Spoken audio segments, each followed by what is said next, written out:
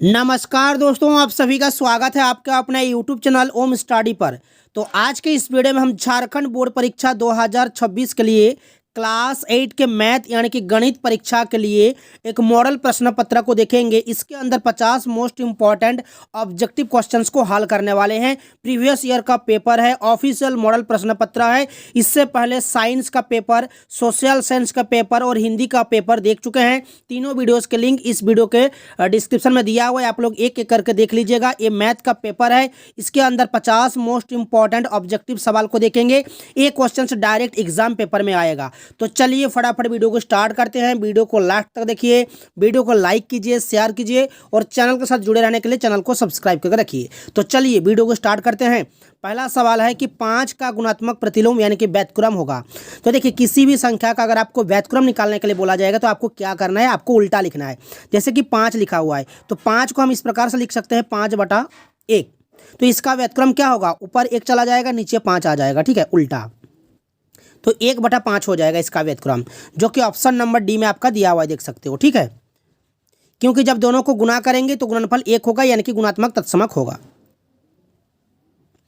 Next सवाल की गुणनफल 1 प्राप्त करने के लिए 7/23 को किससे गुना करना होगा। सेम सवाल है, 7/23 के साथ क्या गुना करेंगे, इसका व्युत्क्रम गुना करेंगे। 23/7 गुना करने से 1 प्राप्त होगा यानी कि गुणात्मक तत्समक प्राप्त होगा, ठीक है। 1 को गुणात्मक तत्समक कहा जाता है, ठीक है। तो इस क्वेश्चन का सही उत्तर कौन सा हो जाएगा, 7/23 के साथ किस संख्या को गुना करेंगे ताकि 1 हो जाए, तो 23/7 गुना करेंगे, तो ऑप्शन सी होगा सही उत्तर। आगे बढ़ते हैं। निम्नलिखित में से कौन वर्ग संख्या नहीं है। तो कौन वर्ग संख्या नहीं है, यहाँ पर देख सकते हो जो 121 है ये 11 का वर्ग होगा, ठीक है, 11 का वर्ग होगा। 11 गुना करेंगे तो 121 होगा, तो ये वर्ग संख्या होगा, ठीक है, 121। इसी तरह से देख सकते हो 1 2 3, देखिए 1 2 3, फिर उल्टा लिखा हुआ है 2 1, तो ये जो है वर्ग संख्या होता है, पूर्ण वर्ग संख्या होता है। इस तरह से ऑप्शन नंबर डी में भी देख सकते हो लिखा हुआ है कि 1 2 3 4, फिर उल्टा लिखा हुआ है 3 2 1। तो इस प्रकार के संख्या अगर देखा जाए तो ये जो है वर्ग संख्या होते हैं, ठीक है। लेकिन जो 12 दिया हुआ है ये किसी भी संख्या का वर्ग नहीं होगा, किसी भी संख्या का वर्ग नहीं होगा। 3 का वर्ग हो जाएगा आपका 3 3 9, 4 का हो जाएगा 16, ठीक है, 4 का हो जाएगा 16। तो 9 और 16 के बीच में देख सकते हो 10 है, 11 है, 12 है, 13 है, 14 है, 15 है, तो ये सभी जो है ना वर्ग संख्या नहीं है, ठीक है। 9 वर्ग संख्या है, 16 वर्ग संख्या है, किसका वर्ग है, 4 का है। 9 किसका वर्ग है, 3 का है, इसी तरह से, ठीक है। तो इस क्वेश्चन का सही उत्तर कौन सा हो जाएगा, 12 हो जाएगा।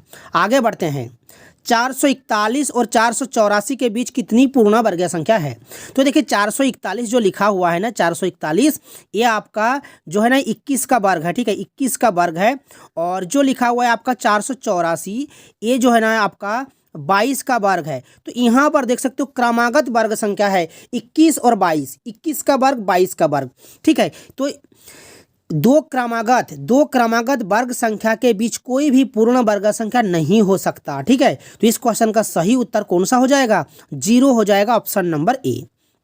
आगे बढ़ते हैं कि एक वर्गाकार फर्श जिसकी किनारा जो है ना 5 मीटर दिया हुआ है तो फर्श का क्षेत्रफल होगा। तो देखिए वर्ग के चारों ओर की दूरी, ठीक है, तो ये परिमाप कहलाता है, लेकिन यहाँ पर क्षेत्रफल निकालना है। वर्ग के चारों भुजाएं जो है बराबर होती है, तो किनारा है 5 मीटर यानी कि सभी भुजाएं 5-5 होगा, 5-5 होगा, ठीक है।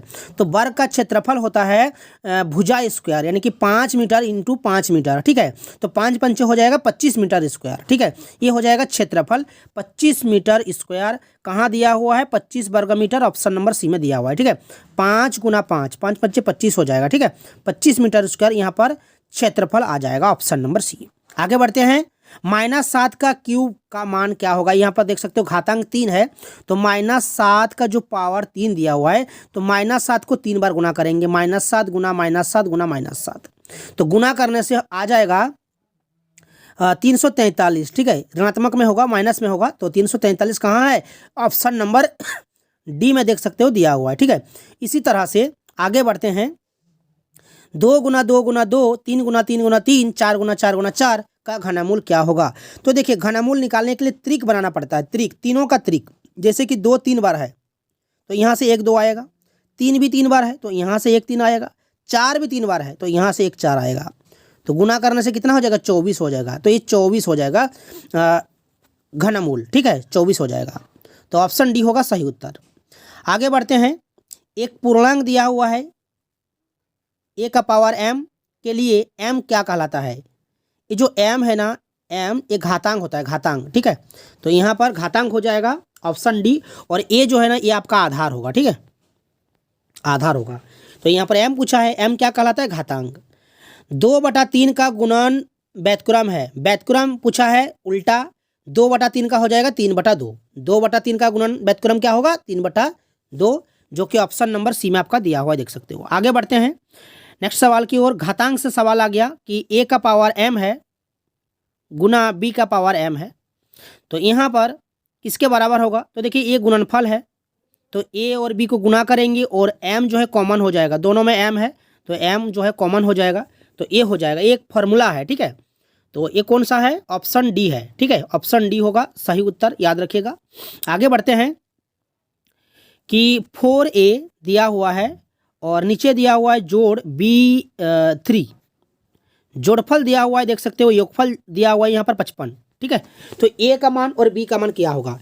तो देखिए 3 के साथ कितना गुना करने से 5 होगा, तो 2, तो a की जगह 2 हो जाएगा, और 4 के साथ कितना गुना करेंगे ताकि 5 हो जाए, तो b की जगह कितना हो जाएगा, 1 हो जाएगा। तो a का मान हो जाएगा 2 और b का मान हो जाएगा 1, फिर हमारा हो जाएगा 55। तो ये जो है ना आपका ऑप्शन नंबर बी में दिया हुआ है, ठीक है, देख सकते हो, ऑप्शन बी में दिया हुआ है a बराबर 2 और b बराबर 1। इसी तरह से आपको निकालना है सारे के सारे सवाल, पेपर के लिए मोस्ट इंपॉर्टेंट रहने वाला है। ये सवाल डायरेक्ट एग्जाम पेपर में आएगा। वीडियो को लास्ट तक जरूर देखिए, वीडियो को लाइक कीजिए, शेयर कीजिए, और चैनल के साथ जुड़े रहने के लिए चैनल को सब्सक्राइब करके रखिए, और आगे भी ऐसा ही वीडियोस आप लोगों को एग्जाम तक मिलता रहेगा, ठीक है। आगे बढ़ते हैं। 12 नंबर का सवाल देखिए, यहाँ पर जो एक संख्या दिया हुआ है कि 2, 3, 4 और x, यहाँ पर x लिखा हुआ है, तो 6 से विभाज्य है, तो x का मान क्या होगा। तो यहाँ पर जो ऑप्शन दिया हुआ है ना, आपको ऑप्शन रख के चेक करना है तो आसान हो जाएगा। यहाँ पर अगर हम 6 को रखते हैं, ऑप्शन बी को रखते हैं x की जगह, तो 2, 3, 4 और x की जगह 6 को रखते हैं, तो 6 से भागा देने से भाग चला जाएगा, ठीक है। 6 या 18 हो जाएगा, यहाँ से 5 आएगा, 4 को उतारेंगे, 6 9 54 हो जाएगा, फिर 6 को उतारेंगे, 6 कम 6 हो जाएगा, ठीक है। तो 351 जो है भागफल आ जाएगा, यानी कि पूरी भागा चला जाएगा। तो ऑप्शन बी हो जाएगा हमारा सही उत्तर, 6 रखने से हो रहा है, ठीक है। आगे बढ़ते हैं। 4/7 एक्स स्क्वायर का संख्यात्मक गुणांक, एक्स स्क्वायर का संख्यात्मक गुणांक, तो यहाँ पर जो है एक्स स्क्वायर के साथ 4/7 गुना है, तो 4/7 हमारा उत्तर हो जाएगा, जो कि ऑप्शन नंबर सी में दिया हुआ है। आगे बढ़ते हैं।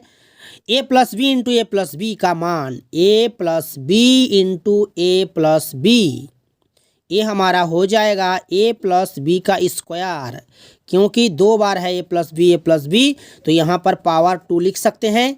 तो यहाँ पर जो है हमारा ऑप्शन नंबर सी हो जाएगा सही उत्तर। आगे बढ़ते हैं। a प्लस 2 का स्क्वायर, तो a प्लस बी का स्क्वायर के फॉर्मूला में रखेंगे, a स्क्वायर प्लस 2ab,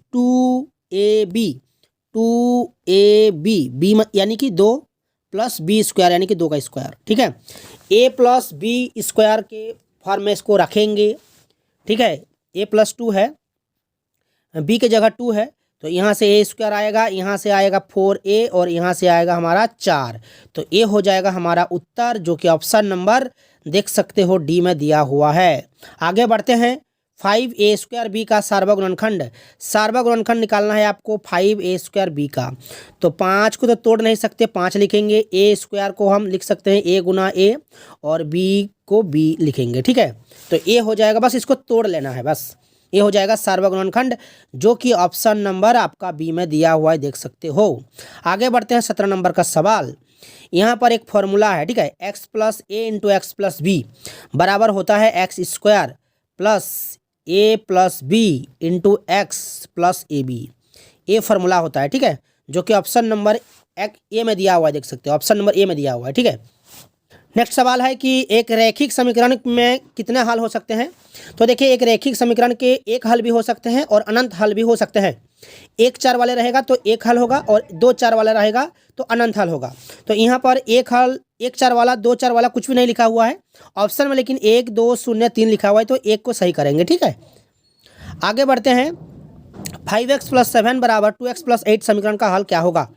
तो देखिए 5x + 7 बराबर 2x + 8, तो यहाँ पर x वाला जो पद है इसको एक साइड में ले आएंगे। 5x यहाँ पर -2x हो जाएगा, इधर आ जाएगा बाएं तरफ, और 8 लिखेंगे दाएं तरफ, और जो 7 है ये दाएं चला जाएगा तो माइनस हो जाएगा, तो यहाँ से आपका 3x हो जाएगा और यहाँ से आपका 1 हो जाएगा। तो x बराबर कितना हो जाएगा? 1/3 हो जाएगा। ठीक है, 1/3 हो जाएगा। इसको आपको हल कर लेना है, एक तरफ x वाले पद को रखना है और एक तरफ संख्या को रखना है। ठीक है, तो x का मान कितना हो जाएगा? 1/3, जो कि ऑप्शन नंबर ए में दिया हुआ है, देख सकते हो। आगे बढ़ते हैं। 20 नंबर का सवाल कि 50 आमों के समूह में से 40 आम पका हुआ है, तो पके हुए आमों की संख्या कितना होगा? 50 आम है, 50 का 40% आम पका हुआ है, और बिना पके कितना हो जाएगा? 60% हो जाएगा। यहाँ से सवाल बिना पके आम का भी पूछता है, लेकिन यहाँ पर आपको पके हुए आम दिया हुआ है 40%, और पके हुए आमों की संख्या निकालने के लिए बोला गया है। तो आपको क्या करना है? 50 का 40% गुना करना है। 50 का 40%, 40% यानी कि 40/100, 40% यानी कि 40/100। ऊपर 1 0 नीचे 1 0 काटेंगे, ऊपर 1 0 नीचे 1 0 को काटेंगे, 5 चौका 20 हो जाएगा, यानी कि आमों की संख्या हो जाएगा 20, जो कि ऑप्शन नंबर डी में दिया हुआ है। नेक्स्ट सवाल की ओर आगे बढ़ते हैं। 21 नंबर का सवाल कि बट्टा प्रतिशत वस्तु के डैश पर परिकलित किया जाता है। तो बट्टा निकालने के लिए अंकित मूल्य से निकाला जाता है। बट्टा जो निकाला जाता है अंकित मूल्य को देखते हुए जो है बट्टा की राशि निकाली जाती है। तो अंकित मूल्य यहाँ पर ऑप्शन नंबर सी बिल्कुल सही उत्तर होगा।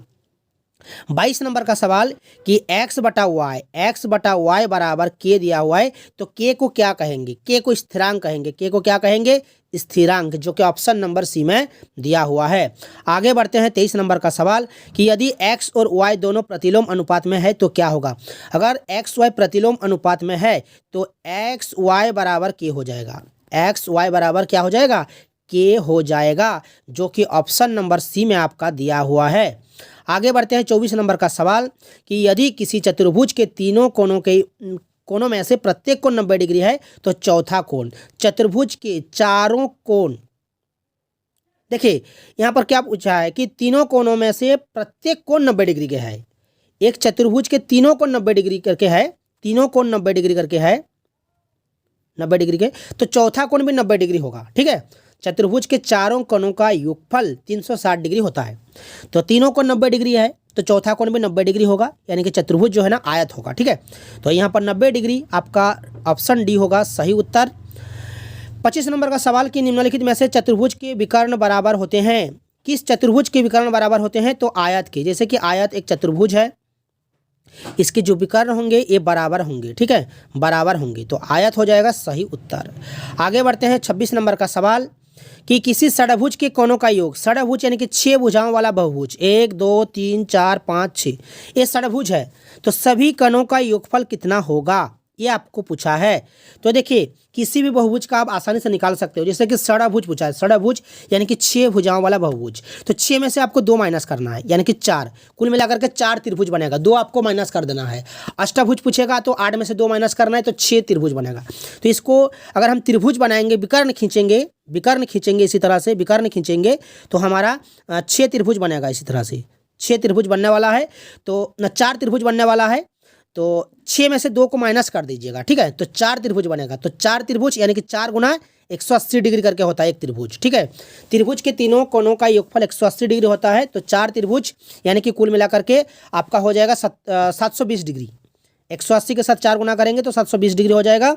ऑप्शन नंबर डी हो जाएगा सही उत्तर।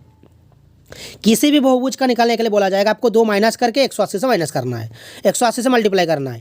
निम्न में से किससे एक बहुफलकी नहीं बनेगा? 3 त्रिभुज, 2 त्रिभुज, 3 समांतर चतुर्भुज, 8 त्रिभुज, 1 पंचभुज, 5 त्रिभुज, तो यहाँ पर ऑप्शन नंबर ए हो जाएगा 3 त्रिभुज।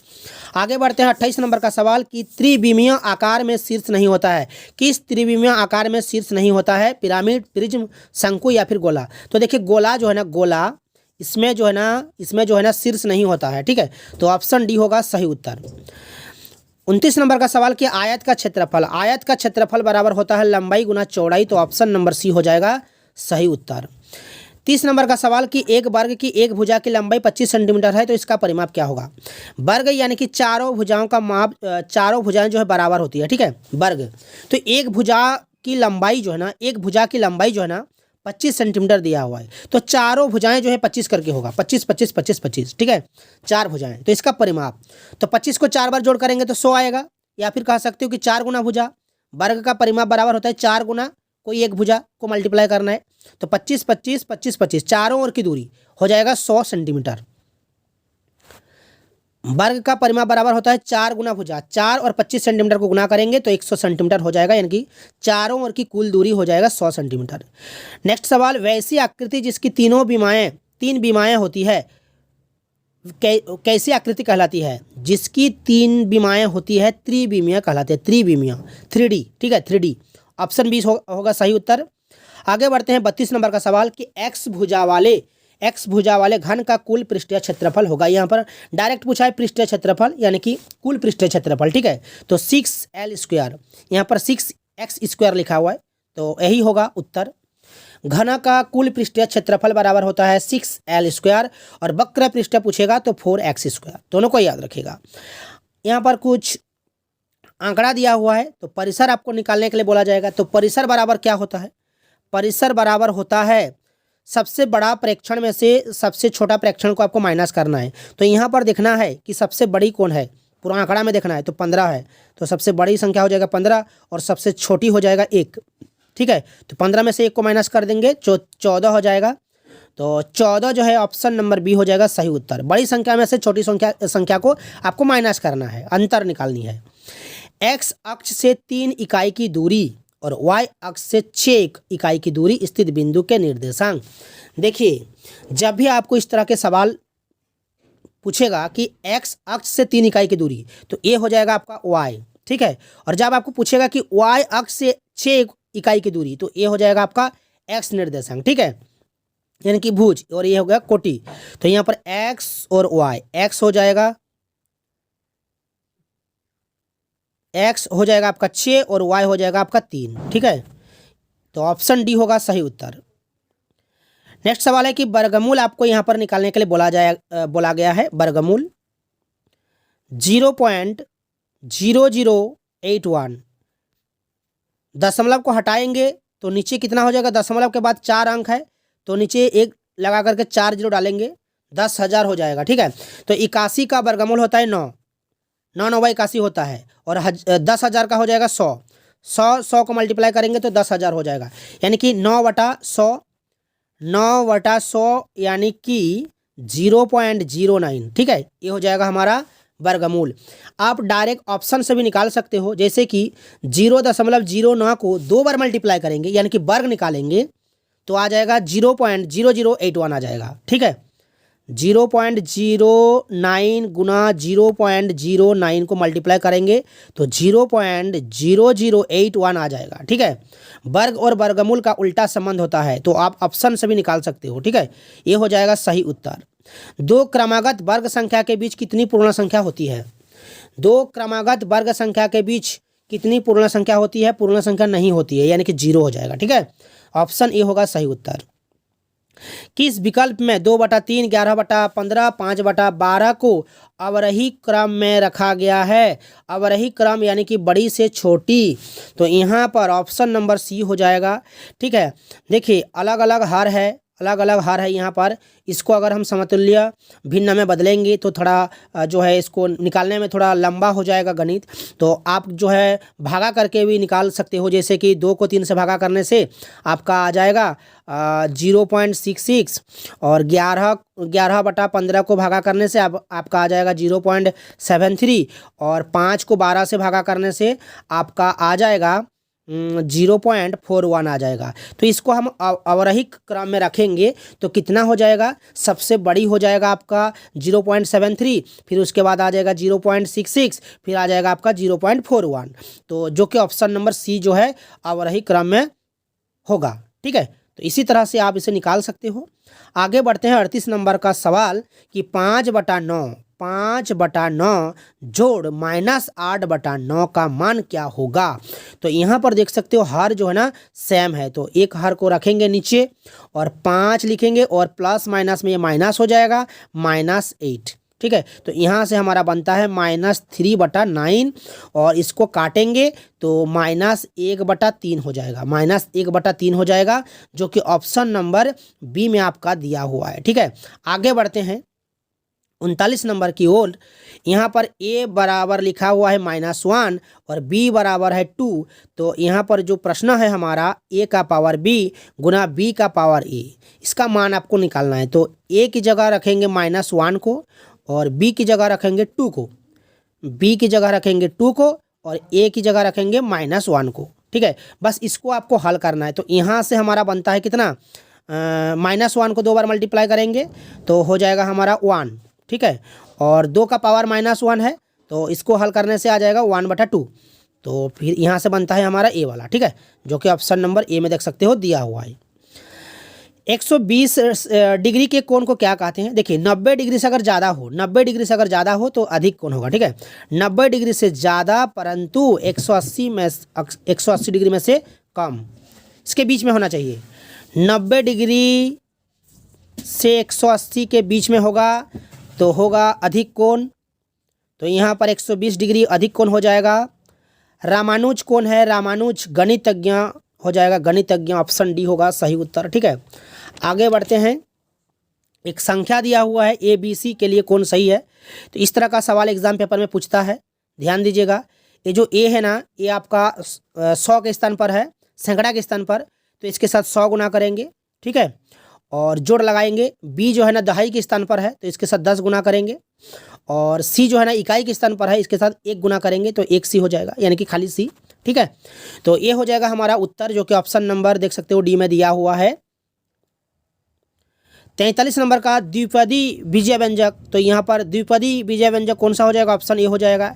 x² - 1, ए एक पद है और ए एक पद है, क्योंकि बीच में माइनस लगा हुआ है, माइनस प्लस बीच में हो सकता है। ठीक है, घन का कुल पृष्ठ क्षेत्रफल का फॉर्मूला 6l², याद रखेगा। घन का कुल पृष्ठ क्षेत्रफल 6l² और वक्र पृष्ठ पूछे तो 4l², दोनों को याद रखिएगा, एग्जाम के लिए इंपॉर्टेंट है। 45 नंबर का सवाल कि धनात्मक परिमेय संख्या यहाँ पर कौन सा है। धनात्मक तो 4/5 हो जाएगा, यहाँ पर ये धनात्मक है। और यहाँ पर देख सकते हो -5 ऋणात्मक है, ये भी ऋणात्मक है। धनात्मक परिमेय संख्या तो यहाँ पर ऑप्शन बी में भी, ऑप्शन सी में भी हो रहा है। ठीक है, क्योंकि -3/-2 है। अगर ऊपर नीचे देख सकते हो, दोनों में जो है माइनस माइनस लगा हुआ है, तो ये भी धनात्मक होगा, क्योंकि अंश और हर जो है ना माइनस माइनस को काट देंगे ऊपर नीचे तो प्लस बन जाएगा फिर से ना। तो ये दोनों हो रहा है। ऑप्शन डी में तो प्लस है, धनात्मक है, और यहाँ पर भी धनात्मक होगा, ये भी धनात्मक परिमेय संख्या होगा। ठीक है, तो ऑप्शन में गलत है, लेकिन एग्जाम में ऐसा नहीं होगा, ऑप्शन 1 में रहेगा। आगे बढ़ते हैं। घनमूल क्या होगा, 32.768। ठीक है, तो इसका घनमूल निकालेंगे तो अभाज्य गुणनखंड आपको निकालनी है, तो बहुत बड़ा हो जाएगा। तो आप क्या करोगे कि ऑप्शन से निकालोगे, ऑप्शन से। जैसे कि 3/2 है, 3.2 है, 3.3 को 3.2 को 3 बार गुना करेंगे, 3.2 को 3 बार गुना करेंगे, 3 बार, यानी कि घन निकालेंगे। निकालने से हमारा आ जाएगा 32.768, ये आ जाएगा। तो इसका घनमूल क्या होगा, 3.2 होगा, और 3.2 का घन क्या होगा, 32.768 होगा। ठीक है, आप ऑप्शन से निकाल सकते हो। 3.2 को 3 बार मल्टीप्लाई करने से ये आ रहा है, तो इसका घनमूल 3.2 होगा। आगे बढ़ते हैं।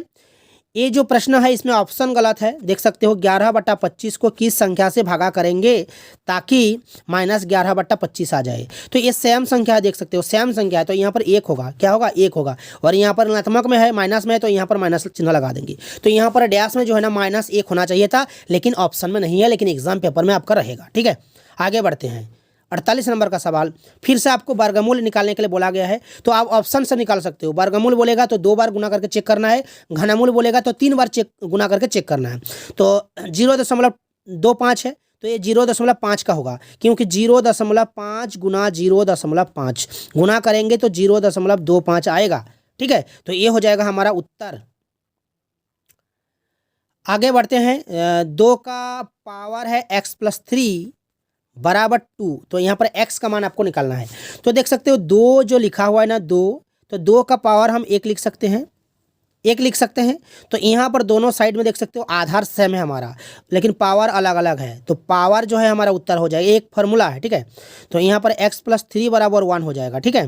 ये 2 कट जाएगा दोनों साइड, ठीक है। तो यहाँ से हमारा जो है x बराबर कितना हो जाएगा, 1 - 3, ये +3 है, दाएँ चला जाएगा तो -3 हो जाएगा, तो यहाँ से -2 बनेगा, -2 बनेगा, जो कि ऑप्शन डी में दिया हुआ है, देख सकते हो, ठीक है। चलिए 50 नंबर का सवाल देखिए, हमारा लास्ट सवाल होगा। कौन 3D आकृति है, 3D आकृति कौन सा होगा। देखिए 3D आकृति गोला, आपका 3D आकृति गोला होगा, ठीक है। और वर्ग, त्रिभुज और आयत ये 2D आकृति है, 2D आकृति, ठीक है, 2D। शंकु 3D आकृति, जैसे कि शंकु हो गया, गोला हो गया, घना हो गया, घनाभ हो गया, ये सब 3D आकृति होते हैं, ठीक है। तो ये हो गया हमारा 50 ऑब्जेक्टिव सवाल, और इसके बाद भी आप लोगों के लिए 50 ऑब्जेक्टिव सवाल आएगा जो एग्ज़ाम में पूछे गए सवाल होंगे, और एग्ज़ाम 2026 के लिए भी इम्पोर्टेंट रहेगा। आप लोग बस चैनल के साथ जुड़े रहिए, वीडियो को लाइक कीजिएगा, शेयर कीजिएगा। तो चलिए मिलते हैं नेक्स्ट वीडियो में।